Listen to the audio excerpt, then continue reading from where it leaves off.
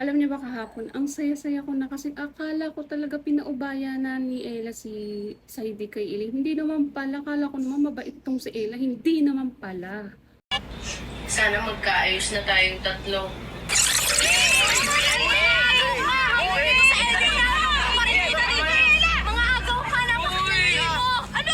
Dinala ni Elaine si Sai dito sa kwarto niya kasi lasing.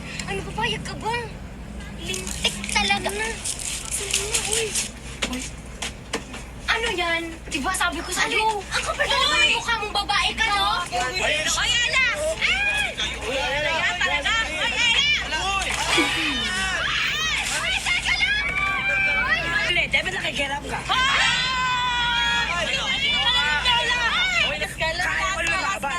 Ay, ikaw daw lumaban.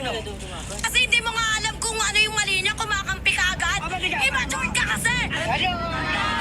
Dapat lang umalis kayo. Bye! Bye, Nay! Sino na nakapanood ng bagong vlog na to sa YT channel ni Iling? Naglasing si Saidi, may umeksena na naman. May mga umeksena na naman at may mga bagong kontrabida na naman. Ay naku, kala ko naman mabait talaga to si Ella, tapos hindi naman pala totoo. Kala ko talaga pinaubaya na niya si Saidi kay Iling, hindi naman pala. Tapos sumalsol na naman to si Shuling, grabe. Tapos may bago na naman silang kakampi, tawag nila Lolo, hindi ko siya kilala.